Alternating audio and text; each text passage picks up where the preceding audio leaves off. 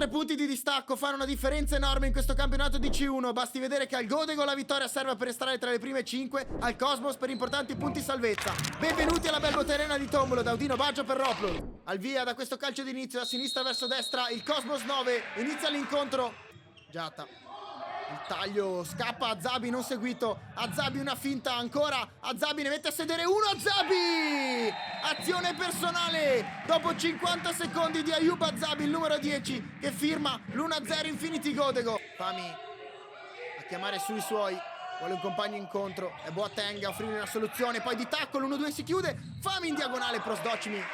Fami accelera su Wally, poi perde momentaneamente il pallone e Wally ne approfitta. Riparte l'Infinity Godego, Wally salta portiere a porta sguarnita. Giata, c'è Azabi dietro. Giata, Wally, poi parte Giata, servito perfettamente, il controllo, il tiro deviato in piazza. Manovra a destra da Fami, poi il numero 7 si accentra, converge e fa partire un sinistro insidioso. Fami, ancora lui a gestire il possesso Cosmos. In questo momento si accentra, un'altra conclusione da 12:38 al termine, ancora in avanti Cosmos 9. La finta di Fami che disorienta Azabi. Fami trova Alessio che va vicino. Fami, arriva Berto, il controllo, scarica di tacco ancora. Fami, tunnel, trova Alessio, poi di sponda su Berto, ancora una volta per...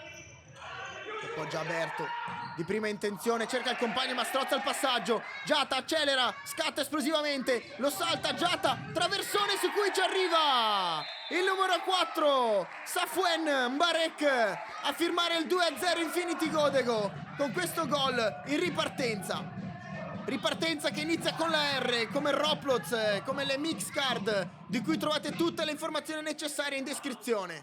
Fami, lo attende l'altro numero 7, Assed Kuch. Fami cerca il compagno Alessio che poi non gli serve, l'1-2 se ne va, si immola in spaccata. Sebar barra impostare da dietro, scende Mbarek, Sebar va lungo con il cucchiaio. Fischal riesce a girarsi, si avventa su questo pallone Mbarek, ma poi lo lascia a Fischal che trova proprio il 4. Mbarek di fronte al portiere, mette fuori piazza. Fami lo aspetta Wally, anche Azabi in raddoppio, c'è Alessio che si muove vicino a lui. Wally in controllo, una finta, poi con il piede Wally si disinteressa quasi dell'azione ad attirare la pressione dell'avversario per poi rilanciare per Giata, lancio preciso, perfetto Giata con il pallonetto, il rimpallo dentro l'area su cui però esce bene l'Infinity Godego. Adesso con Wally di fronte al portiere, Wally Michelon protegge, Wally gli mette pressione il 10 del Cosmos 9 e infatti sbaglia qui in uscita l'Infinity Godego. Fami dalla sinistra con due mani, Ogda per sinistra da Fami, poi guarda Boateng, vuole l'1-2, Boateng va da solo, alto in pressione il Cosmos, 14:09 al termine, questa palla che sfila su cui ci arriva Giata con il piedone.